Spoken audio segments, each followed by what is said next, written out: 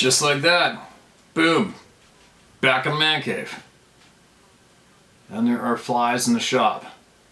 I've been trying to get rid of them. And the sound drives me bonkers. But I guess I'll have to live with it for a little bit. Tell you what, one thing I've realized many years ago was that, and I strongly try to encourage as many people as I can, if you, or when, however you can do it, to jump out of your bubble so that you can go somewhere else and look in on your bubble. That's what going into what I like to refer to as the real world does for me. When you jump into the real world, you rely on yourself. 100% of your natural senses get exercised to the max. Your physical body gets exercised to the max. Your brain doesn't really get exercised. You guess it's like you give your brain a bit of a relaxation in a way. It's like taking a break because you are absolutely removed from all and any bullshit instantly. And you live true. You live true. It's the only way I can describe it. You live true. You live free and true. And naturally and very healthy. It's very, very healthy. And when you do that for a while, as long as you can, like before, you should do it for 120 days, a year straight, remote, and then I come home and only have about 2 weeks to fart around in the other world, and then I would go instantly into running around the coastal mountains for another 45 days straight. And then after that, during the wintertime, I'd be out there alone even more, chasing wolves and stuff. And I used to do I figured it was probably around 250 days a year in the woods. And when you do that sort of activity for those amounts of time and that amount of time away from any and all bullshit, your bullshit meter seems to be very clear once you come back into this world. And especially today, your bullshit meter is on the frickin' redlining nonstop because of the bullshit that goes on in today's society. It's a very frustrating thing. What I'm trying to say is a very frustrating thing when you have to readjust again to come back to this, not this right here, but what you're surrounded with, the fast-paced man-made system, the high-density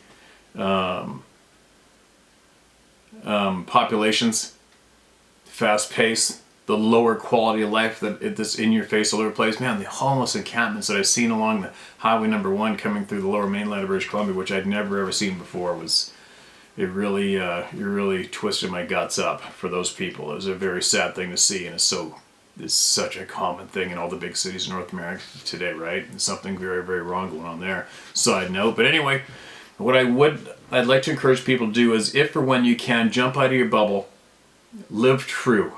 Bullshit free. If you have to grab a stupid tent or borrow a tent, throw it in your car and go to a park or campground, whatever, and just go leave. Get away from the screen, get away from the city, get away from the population, smell the air, get your blood pumping, use all your senses, and be bullshit free. For at least a couple days if you can. 1 day, 2 weeks, month, whatever you can pull off. I'm sure I find it very difficult, not difficult, but I have to govern myself as I come back, and I need to slow down, take one thing at a time, because it's so easy to get overwhelmed with everything you gotta do, everything's going on. Oh my God, holy shit, holy crap, I'm back. It's very different. And there's so many flies in the shop right now, I don't know where they're coming from. It's driving me bonkers. I swear to God, I just killed about 50 of them. And shoot a bunch out the door, and a couple more just showed up. But anyways, there you go. I hope I made sense there. But I would like to encourage as many of you out there as I can to jump out of your bubble and have a look inside your bubble, because everything that's going on inside that bubble is very, very clear. What's right, what's wrong, what needs attention, what gets too much attention, it becomes very clear. It's a very healthy thing to do. So there's my spiel. What else? I also, just to clear up a few questions, what some people might not understand with the knife incident I had this past trip, which will go down as one of the top 2 or 3 experiences I've ever had in this lifetime. I threw down my day pack on the floor and I made this video. So have at this video for a minute. It may help answer a few questions. All right, here's a quick video for the curious. just for the curious, and it'll help answer a few people's questions. Now this is my day pack. This is my day pack. I've used this pack for years. It's a light pack. I call it a soft pack. It's not a frame pack, and I've used this for years guiding on horseback. It's just one compartment in here, that's it, and the lid. And I'll have a zip-up compartment right here. I don't know if you can see it, but I put my hunting licenses, etc. in here, guide license, and then the rest is just one open compartment. See that? Simple. So I will use this soft pack while guiding your day hunting. And the only thing I use the pack for is trail cameras, maybe a tripod, a camera, my lunch, and rain gear. So this particular hunt. And I have used this backpack since last November. I don't know how many times steelhead fishing and making salt licks and putting other trail cameras out. And when I lost that knife, I had 2 knives in here. I'm not certain how many trail cameras I had, so I usually have 2 or 3 before I go out every single day. And I lost, my friends had found the one trail camera on that cut line road, power line road. They found my trail camera sitting on top of the snow. And I'm like, oh no way, that's how I lost the knife and my trail camera. It would have been where the trail camera, I asked them where the trail camera was found. They said down the road a ways. I went down there and had a look, but you gotta think of how many quads had gone over top of that road, blah, blah, blah. Dropped a knife in snow in the sheath, gone. Ashamed I lost the knife. It was a gift from a subscriber from this channel, very kind, generous gift. Ashamed to even admit I lost it, last November. So, I come home, I typically empty out all my gear, my trail cameras go on the shelf, my knives go in a pile on the shelf, my knife sharpeners, everything. This easy one compartment gets emptied. And this has been used, I don't know how many times since last November when I lost a knife. And no, this year when we went down that road and I mentioned to my friend that I lost a real good knife right here and that my other friends had found the trail camera, we didn't even stop and get out of the truck anywhere near that area. We drove right by. So, I'm gonna show you what my backpack looks like this past 2 weeks, 2.5 weeks, while I hunt. It's one zipper opening easily. Large window view. That's what it looks like every time I open up my backpack. I'll have 2 or 3 trail cameras, string for tying your trail cameras on, a roll of tape to mark my way out of thick timber if I harvest something, this knife sharpener, and one of these replaceable blade knives, and some of the knife blades. Everything's in your face, easy to see, right? And I don't know how many times during this past week before the knife incident, I tore this backpack apart looking for an SD card reader, which is that big. And I mean unfolded everything, searched this backpack, I don't know how many times for my missing SD card reader. So I'm mentioning that to let you know that I was intimately had looked at every single fold in this material to try to find that SD card reader this past 2 weeks. Okay? Now, let's zip it back up. And this is how I would travel for the day. Zipped up, my few bars in there. Boom, off we go, hunting for the day. Now, I stopped on the side of that road. I was on foot. I was gonna walk up the road 500 yards and then come back and carry on down the other way. So I took my backpack off, my heavy jacket off, put it right in the middle of the trail, left it there. I came back, my friend showed up with the quad, okay? So after about a week of hunting, whatever it was, I went back to my backpack. It was laying in the middle of the trail, full view of me the whole time I walked up the road and back. Sun was up, nobody's around. My friend showed up with the quad. I unzipped my backpack like this to get a trail camera out to leave on a thing, and this is exactly what I saw. The knife was sitting basically on top of everything, in my face, right there. And there was a little patch of dirt stuck to it there where that blemish is, and there. Little patches of dirt stuck to it, and there's some corrosion, and you can still see the corrosion on the metal right here. And that is what I saw, just like that, on top of my stuff, just like that, in my face, boom.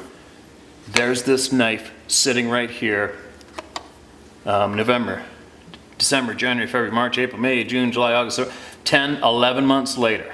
Here's the knife sitting right here with dirt on it from laying in the ground, laying outside, and the corrosion on here. And it was virtually brand spanking new when I last seen it in November. That's what I saw. That's what I found. Can't make it up, can't change it. And I hope that answers some of your questions. There you go. So there you go. There is my backpack and exactly what I saw when I opened up the pack later on that day. It probably, I don't know, 4 hours into the hunt that day. All right, there you go. And there is absolutely no way that knife was in my day pack. Period. Not a chance in hell that thing was there. And I didn't see it since last November. And furthermore, my one friend that I had with me had never been to that area where I lost a knife ever before previously. And we did not get out of the truck when we drove through that area. When I mentioned that I lost a knife and that my other friends had found my trail camera on the snow-covered road that day. So there you go. That helps paint the picture of what I experienced to people out there who might be a little confused. There you go. There's absolutely no way a friend of mine quietly found that knife and put it back in my backpack. Absolutely 150,000,000% impossible. This incident happened to me. There's no changing it, there's no getting out of it, and there's no coming up with some rational explanation. There just isn't. Believe me, I wish there was. I wish there was. I bet there's probably, I don't know, there could be anywhere from around 200 to 300 emails have come in with people having similar experiences in my inbox. I haven't read them all, cracked open a couple. Isn't that amazing? It's an amazing thing.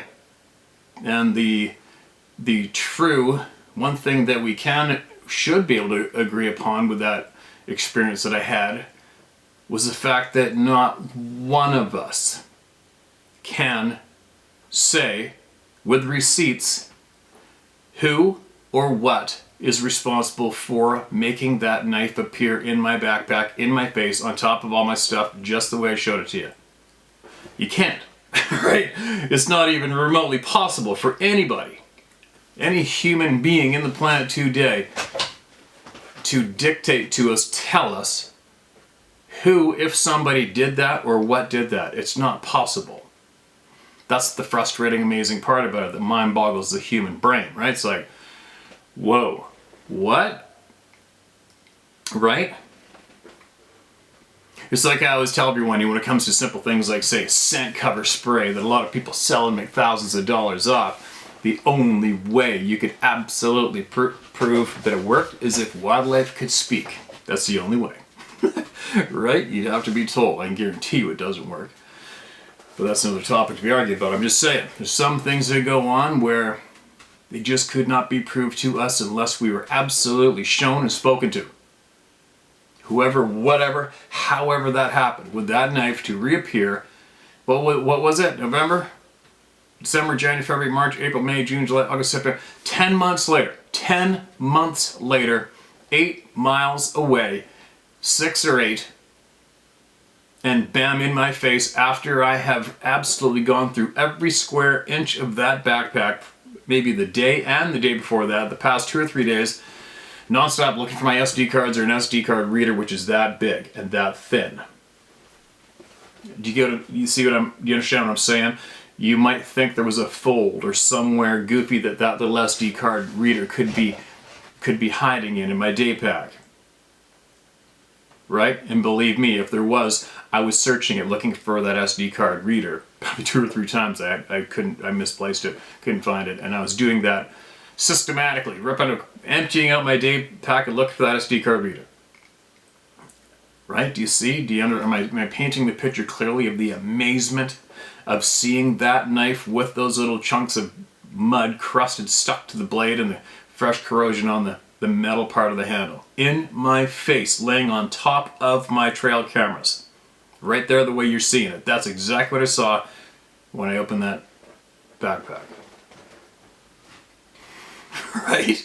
The only way I could be convinced without a doubt of how that knife got placed into my backpack would be if the being, the person, the soul, the whatever, took me aside, looked me in the eye, said, hey dude, I did it and this is how I did it. Watch this, I'll do it again.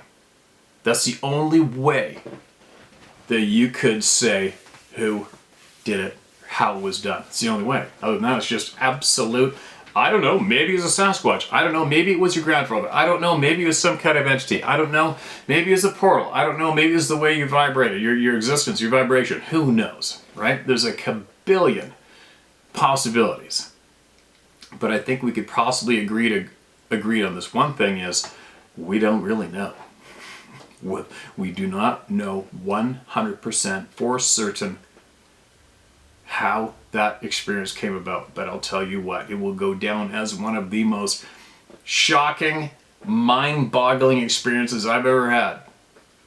It was opening up my day pack and seeing that lost knife sitting there on top of my trail cameras looking me in the face. I just sort of sat down on a log and I was speechless. My buddy came up and I looked at my buddy, still speechless. He's like, what? I'm like, you're not going to believe this. And I told him what happened. So there you go. Addressed again and shown the backpack shown to all of you who may have questions or think that you came up with a simple explanation for how my knife was in that backpack and never before saw it previously since losing it. And another thing too, you can see the size of that blade. You would have to be pretty brain dead to have that blade with a razor sharp edge on it and toss it into that soft pack. Nobody's that dumb, right? You imagine falling, wiping out on your quad, falling over a branch and wiping out with that loose blade next to your back in a soft pack. Nobody, especially myself, I wouldn't dream of throwing a blade like that loose in anything ever, especially out there. Tumble, fall down, and stab yourself. Terrain, right? Pretty crazy. But anyway, other than that, it's good to be back. It's kind of different. I'm trying to keep myself to a low roar. I'm taking the time out to do this right now because I can feel myself getting a little overwhelmed with everything I have to do around here and everything I gotta get caught up on, and unpacking my stuff, and stuff needs to be fixed. I gotta go get my boat out of the water. I gotta get my Zodiac. I gotta do all this crazy stuff. And I'm just trying to take a time out, take a deep breath and relax, and systematically take care of all my shit, item after item, and not freak out and want to run back to the real world, stay there and hide from all of this BS. There you go. Now, I'm going to read a handful of emails because they've been waiting. There's possibly, I don't know what order I'm going to read today. There's a bunch of new ones, there's some older ones, there's everything. But one thing I might do is take a break from all this and help somebody take a break from the battle they're fighting. I might get a hold of Nino again and see if he wants to come on here and just have a bullshit session story swapping, because he mentioned that he was in Australia with his friend in the outback and he had some crazy ass experiences that I've never had, but I love adventure stories. I love real world adventure stories, and him swaying away from that crocodile that he mentioned, holy shit, that's everyone's worst nightmare. And I want to hear his Australian stories. I want to encourage him to share it all and take a break from the battle he's fighting in the US nonstop online. And I have some other crazy stories I might share, we'll see, I don't know, because my stories seem to take a bit of time to tell. But I have some real goofy human being stories from the middle of nowhere that I should probably share. A couple of my friends are like, don't share that online. And I'm like, screw that, it happened. It's honest living. I'm going to share it one day. I think if we have time for works out, we'll see what kind of time Nino has. But I'll text him maybe today or tomorrow, because I have a feeling if I text him, he's going to go, let's do it tomorrow. And I'm still in the potential overwhelmed stage of being back. So I just got to get some stuff knocked off, get a little more relaxed, and know that I can do this, take the time and relax, and possibly swap some crazy ass real life stories. What do you think of that? I think that would be good. So, all that shit aside, let's get some voices heard. Alright, so this might be recent in the vault, I think. This is titled Living with Sasquatch. Hi Steve, my name is Lenita Bryant. I live in Anniston, Alabama. Excuse me. In 1994, I moved into a cabin in the middle of the woods. The property was surrounded by the Talladega National Forest. I didn't have a phone or TV reception. I was living the life. The property had 2 creeks and a lake. I fished rain or shine. Every time while fishing, the hair on my arms stood up. I had an uncomfortable feeling of being watched. One evening, my mother was spending the night. I was sitting facing the windows towards the parking area. She sat facing me. She couldn't see outside from her position in the room. And suddenly, a figure ran across my yard and squatted down behind my truck. It was tall, medium build. It wasn't all muscled up. Thinking it was a trespasser, I quickly grabbed my dad's old shotgun and ran outside. I yelled into the night but got no response. Running to my truck, I found no one there. Thick undergrowth and forest surrounded me, making it impossible not to be heard. Perplexed, I went inside telling my mom what I had seen. At night, as I sat on my porch, I could hear large tree limbs being broken. Sounds of coyotes could be heard in the distance. After living there a few weeks, I could hear bipedal walking coming down the mountainside toward the cabin. They were Sasquatch, but I didn't know it at the time. I soon found out, though, after they started their chatter talk and yelling into the night, they would walk beside me as I walked down the road to fish. Now, I'm a very brave lady. I wasn't scared, I was just curious.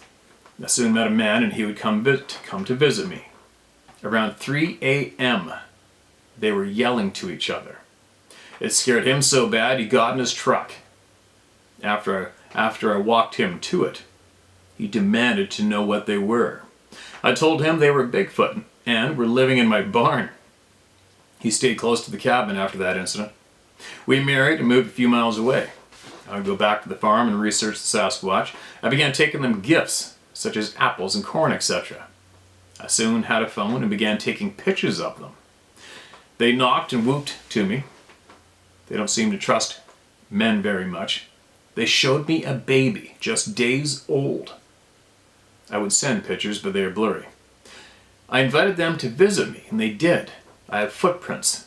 They knock on the fence beside my house. They have marked my house by urinating around it. What? They also break tree limbs in my yard. I've learned quite a lot about them and what they are capable of doing. And yes, they cloak. They can go invisible before your eyes.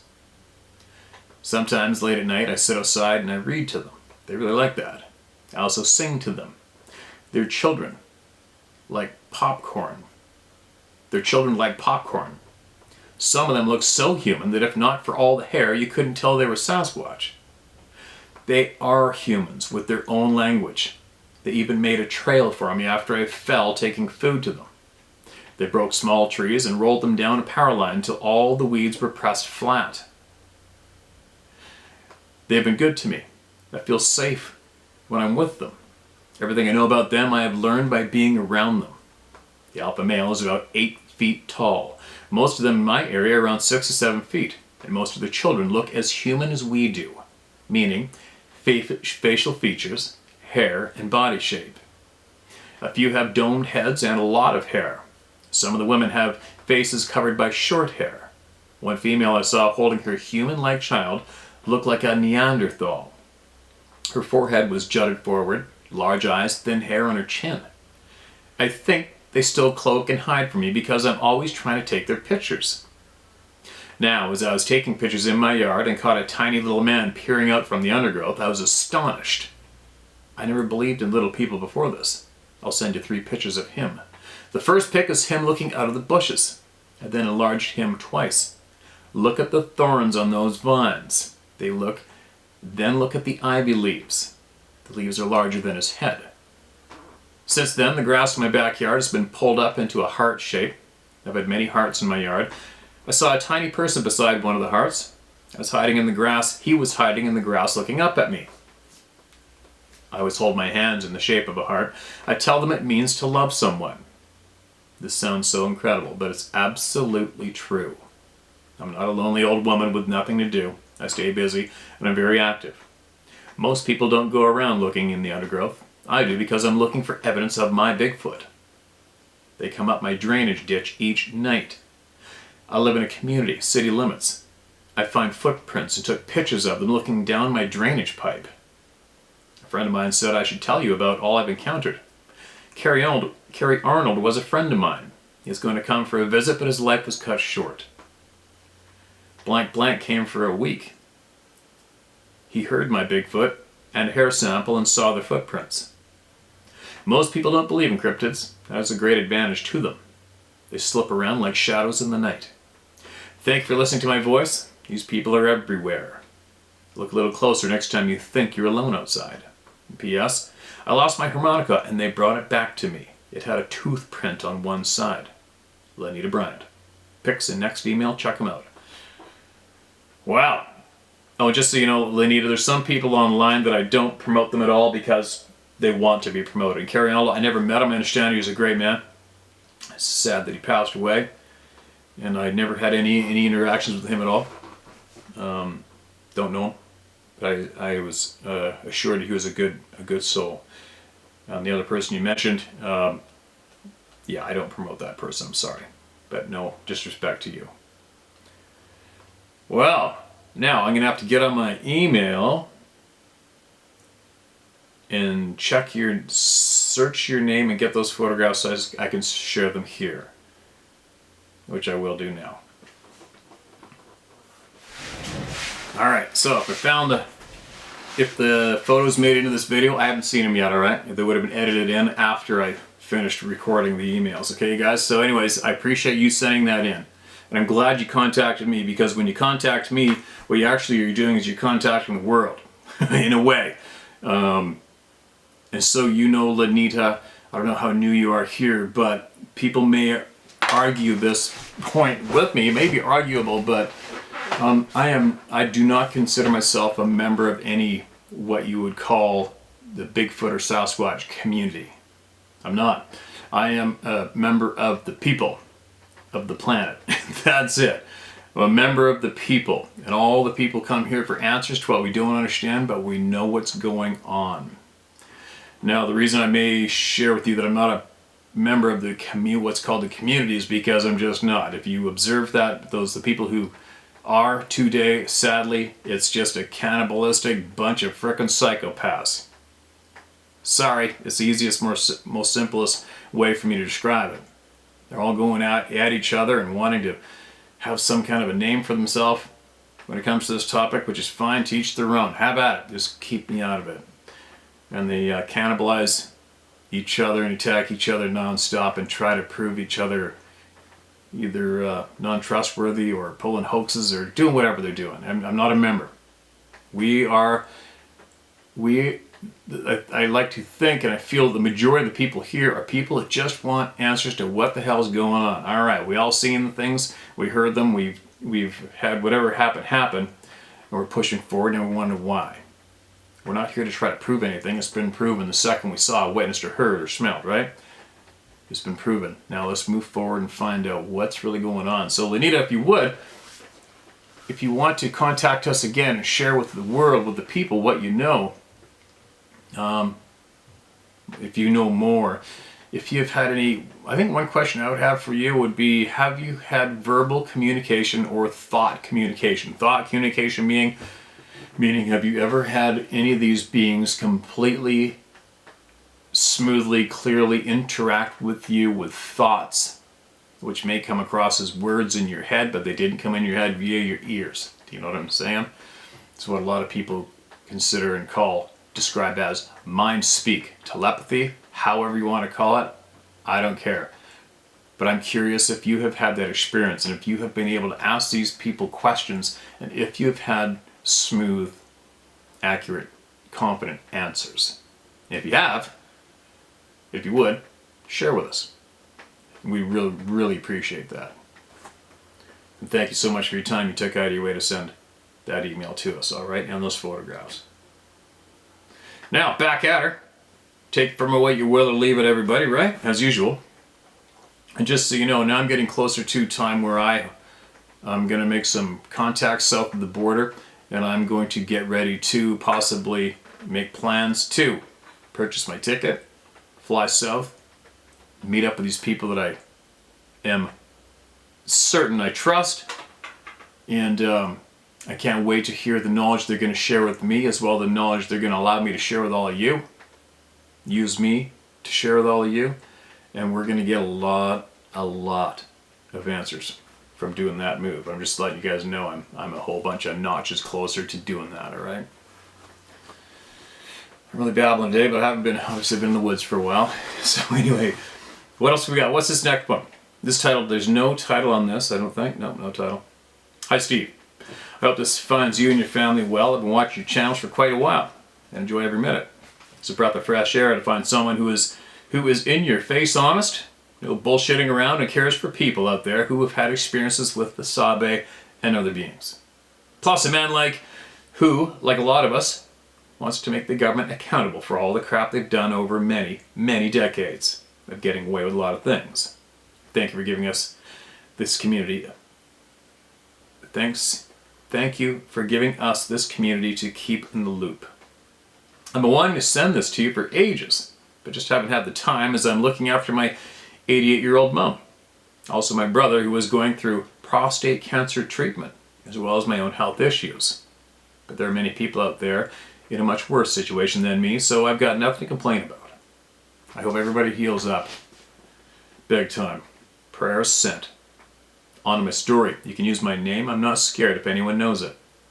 What I'm about to tell you happened, and I'm just thankful I finally have a place where I wouldn't get ridiculed for it.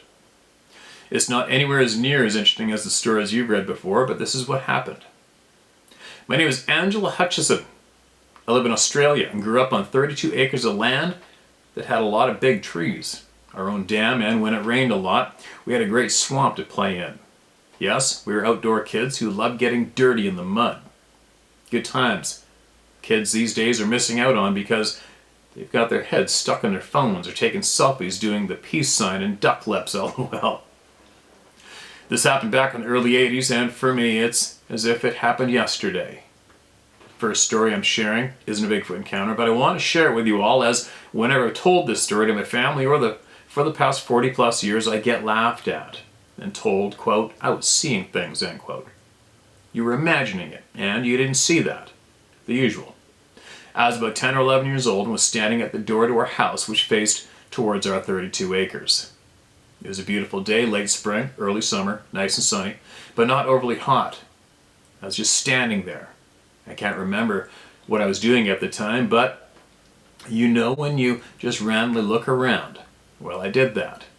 When I looked at the horizon behind our property, I shit you not, I saw the silhouettes of the male lions walking along the horizon clear as day. Walking in a line going from right to left. Their tails were bent a bit at the end part, and the end part was pointing up, and they were swaying as they walked. This was no split-second thing I saw. I stood there and watched it for a good 30 seconds. It wasn't late in the afternoon, so my vision wasn't affected by afternoon sun or anything. It was middle of the day. I made a photo from Google Earth images of the property as it is today and added, as best as I can, the lines to the horizon. In the image, this is where our house was, since pulled down, and the current one built there. I can still see it now. The memory is burned into my head forever. Wow. Same with this story. I'll never forget it.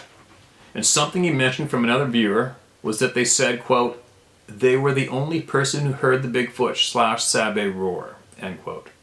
This made me have a light bulb moment of my own experience I had, also back in the early 80s. I was standing with my brother, one of my sisters, and my brother's best friend near our dam. We were just outside doing kid stuff.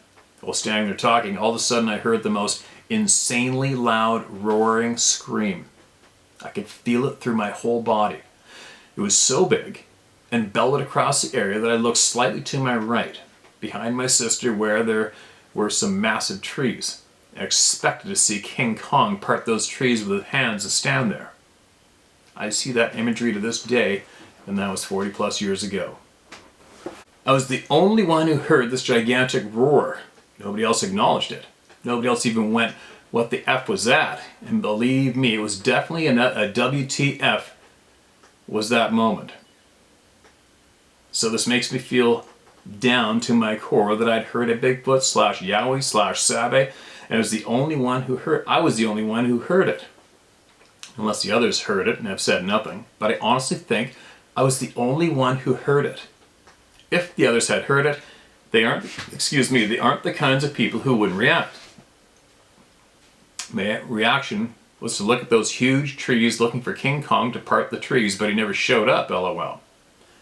I made a map using Google Earth of the land showing where our house was, where the dam was, where I was standing when the roar was heard, where the trees I looked at were, and the property outlines, so you can get some of an idea of the location/area behind my stories.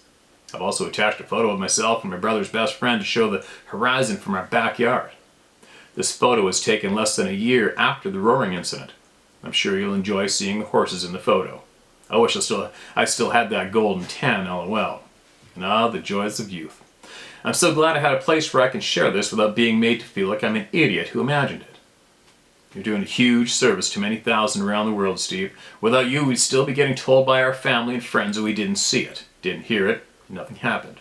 How wrong those people are. Thank you again.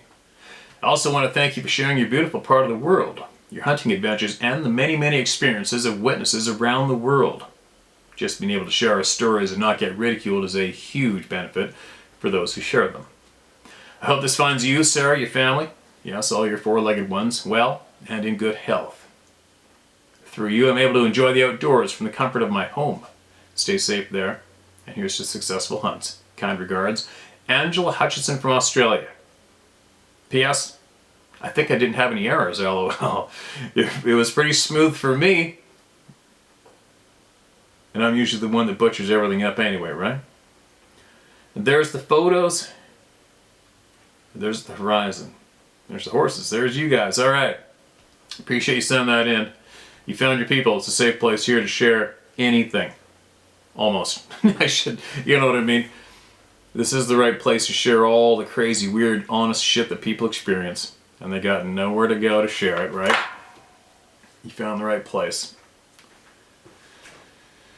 Very interesting. There's a lot of people in Australia who have experienced these beings, but it's that roar that vibrates your body to the core.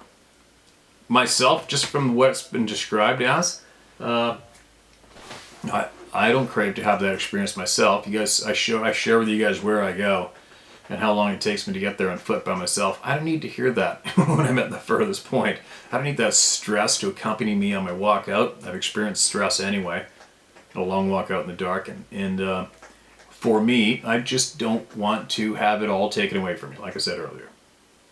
So, but man, oh man, so many people have experienced a roar/scream that vibrated their bodies and they felt in the ground or whatever. Do you know how loud that's got to be? That's like being at a concert and standing in front of the speakers, right?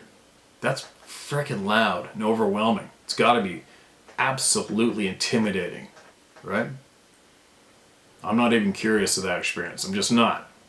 I trust the people. I trust their testimonies, and I believe that's what they experienced. I don't think I need to. I've experienced enough, right? That's another thing. Excuse me, there's dust in here. That the sound I heard. Here's something, not quite on those lines, but here's something that is somewhat very interesting to me currently. Is after I heard those loud, absolutely powerful, absolute pure power sounds hammering into those trees in that timber below me. I mean, trust me, somebody might say, oh, it's a couple bull moose. I think I've heard bull moose a few times. I've even got them on video clashing their antlers together. I've called in bull moose that weren't originally aware of each other, one coming from the left, one coming from the right, and I've got them to come in. Couldn't see them as too thick, but I've heard that initial clash of their antlers as they come, and they start getting it on in a fight. And I describe that sound as almost like a car accident. The crack! The power behind two big bull moose smashing their heads together, those big palms of antlers. And that, I'm just saying, I've heard that I don't know how many times. I don't know how many times I've heard moose slam themselves into small trees and brush and willow, etc. Nothing. I've heard in this lifetime even comes close to what I heard in that timber behind my tent the other night. Nothing. Now, the interesting, weird thing for me to try to understand is how the hell, I couldn't get out, I got out of the tent, I didn't panic. I don't panic. but I intently turned my headlamp on, looked at what I needed, grabbed it, got out of the tent, threw it in my truck, started up, calmly back it out, and left. Why? Because whatever made that sound, there is no way I was going to fall asleep there, period. There's no hope in hell I was going to be able to fall asleep laying on the ground right there that night. Not a chance in hell. And furthermore, whatever made that sound,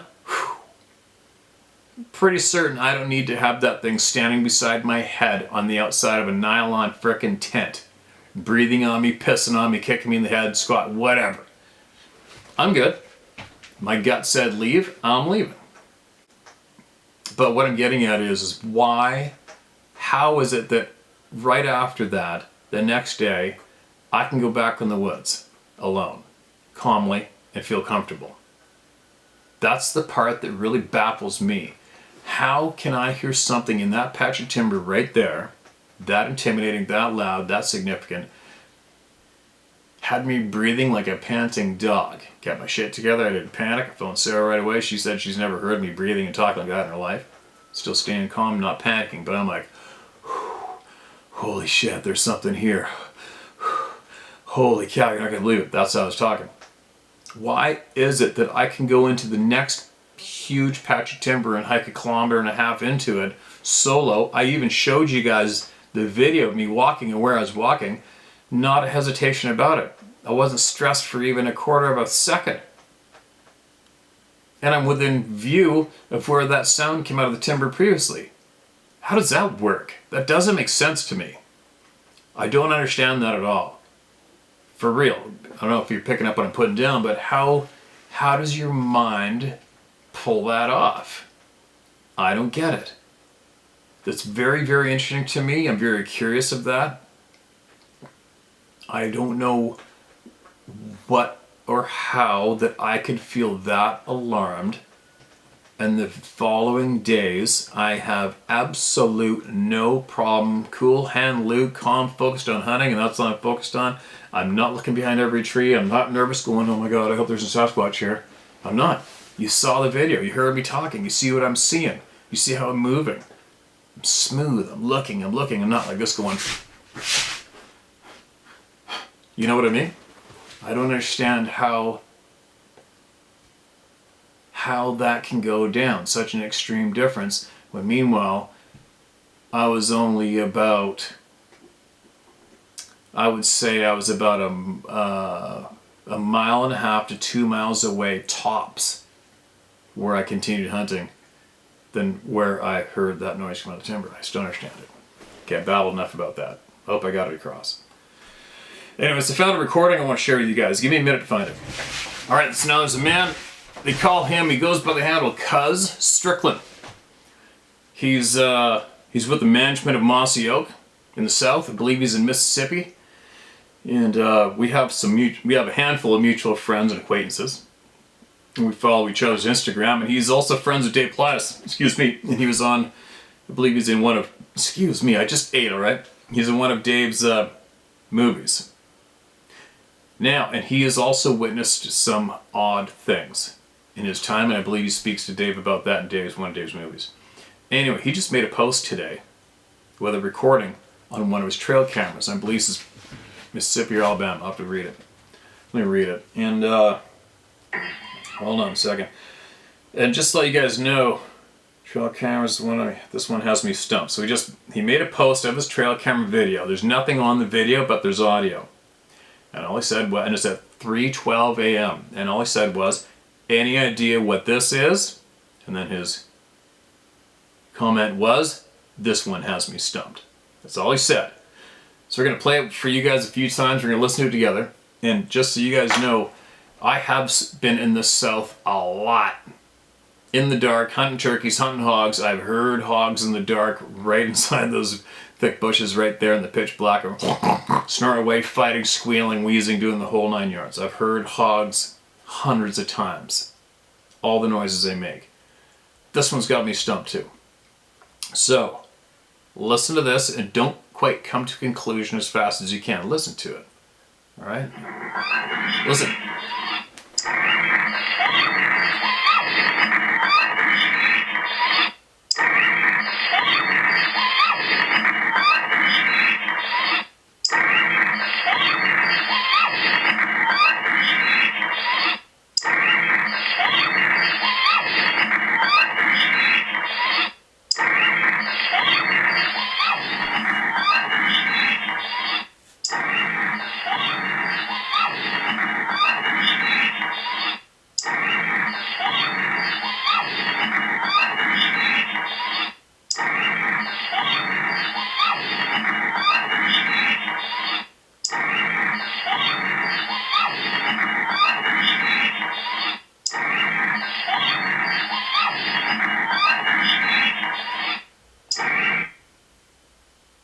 That doesn't sound like a hog to me.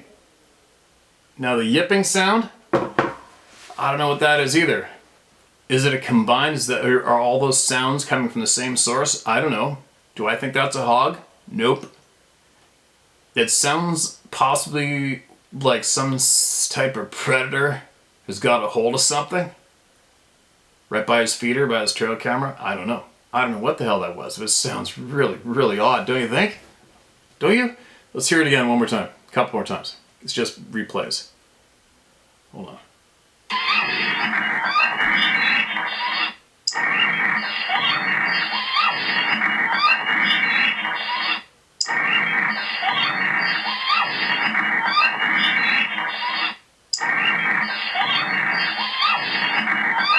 Even the yipping sound. The yipping sound, I can't pinpoint the yipping sound. I've heard fawns in distress, I've heard rabbits in distress.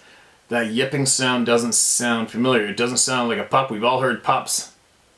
Coyote pup, fox pup, it doesn't sound like that either. The yipping, just listen.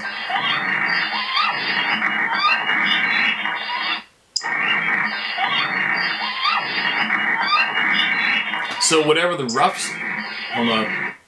rough sound is if it was a breath, it's a short breath. That's a short breath, right? Anyways, it's confusing. So that's on Cuz Strickland's Instagram page, recent post today. If you want to go check him out firsthand, have a listen to that sound. And it's got him stumped. And believe me, if anybody's heard a lot of sounds in the timber in the forest in the south, it's Cuz, right? Obviously. Weird one, right? Real weird. Anyway, all right, one more. This is titled No Bullshit. I like that title. All right. First of all, I'm going to voice this text. I had my encounter with a buddy when we were younger. I went up looking for places with a nice view by night, late 1986, early 87. My truck was in 86.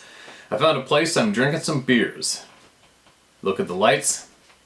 Fine, nice place. Engine running, music on, and heard crunch, crunch, crunch over the radio. I turned down the radio and said, what the F? So I just basically backed up and got out of there. A few nights later, I told my buddy I thought a great place to see like a pie over the area. This was up around the Mount St. Helens area, where you can see Vancouver, Washington. So we got off work, we grabbed some beers and headed that way. We drove up to the edge of the clear cut.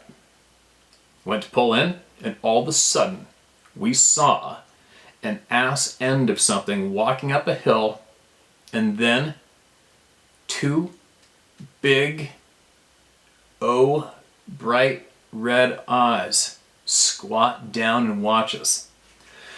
We opened up our first 24-ounce beers, turned the radio down, and watched it. Watched it watch as the lights of the truck were on it. It wasn't more than maybe 20 to 25 yards away. It lasted about 8 minutes, and then it stood up, turned around, and walked away. We both looked at each other and did not believe what we just seen. So I said, okay, I don't know if that was the score on him being young and dumb and full of, up another hill, and turned around about 100 yards away within the ass end of two more walking up a hill. stopped, looked at that, and said, "No way." We continued on to the spot that I was telling him about. At this point in time, we had finished our 24-ounce beers. We both had a pee. I showed him the little hill I was beside, that was beside me, about 810 feet tall, probably 8 foot 10 feet tall. I heard the crunch crunch.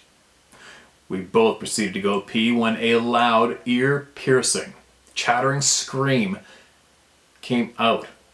We were both glowing in the dark. We got in the truck, peeled out of there. Got out somehow with that rack in my truck. We were 6 miles down the road before either one of us zipped up our pants. Went to my place, which was 20 miles away, got my guns, and we were determined to go fix the situation. Like I said, we were young and dumb before leaving. I stopped at the top of the dip, and I had my buddy get back in the driver's seat and turn back. And, sorry, there's no punctuation. I stopped at the top of the dip and had my buddy get back in the driver's seat and back the truck up and shine the eyes on me. For that, at the time, I was 6'4", and I'm 65 now. He backed off, shone the headlights on me, high beams, and stood there for a while. I had a hard time getting him to come back. I started walking towards him, and he finally drove the truck up to me. He was white as a ghost. I go, "What's up?" And he said, "We proved 2 things. Humans do not go in the dark, glow in the dark." I said, "Okay." We knew that, good to know. What else? He said, "Troy, whatever the F that was, it was twice your size." So, locked and loaded. We went back up on the hill. When we got there, the whole clear cut was covered in fog. And we looked at each other and said, "F that." Next day, we told my dad about this. We went out there, and by the stump, but that one squatted down. Okay, the talk to text doesn't work for most people, so I got to try to make sense of it for everybody here. The next day, we told my dad about this. We went out there, and by the stump, by that one squatted down, where that one squatted down and watched us. His head was pretty much level with that stump. I stood there, and that stump was on my shoulder height. We went where we seen the other 2 and seen the large prints of 2 beings in the softer going up the hill. Probably meant the soft dirt going up the hill. Barefoot print. Where I parked and heard the crunch crunch, we went over and looked at that. We found a pile of dead branches that the loggers had left behind. We found print at the time. I have size 13-foot boot. I put it in there, and it was still 2.5 to 3 inches larger than what my boot was with the bare-toed print. And this is between you and me now, Steve. Please don't read this part out loud. You need to call me.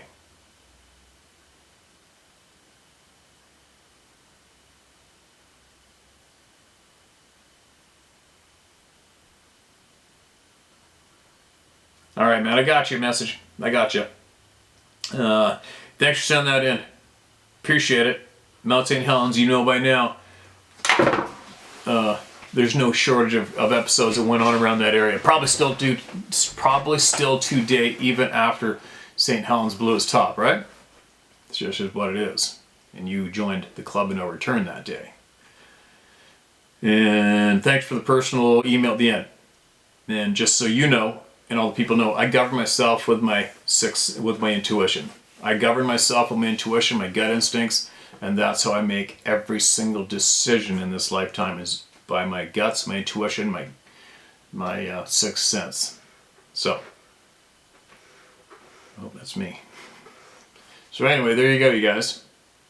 I hope I get all the photographs in that were mentioned previously in the emails. And I'll get that ball rolling right now and get edited in. And I hope, and if I don't, as usual, I'll put those photos on the community page if I come across them later. Because I've got, Sarah's got me trying to get a hold of me over here, and I got other things to do here, but I'll get this out as fast as I can. And then I will get back on the normal delivery of voices in the mornings.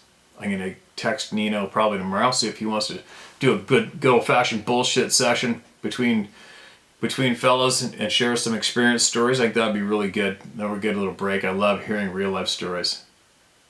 And then as well, I will continue on my plans of where I'm going to go first and stop and spend time and learn from very, very determined, generous, honest people who want to share with all of you through me. And I'll start making those plans right away. All right? There you go. Share my story at howtohunt.com. That's where you get your words heard, word for word. All right? And there you go. Back tomorrow.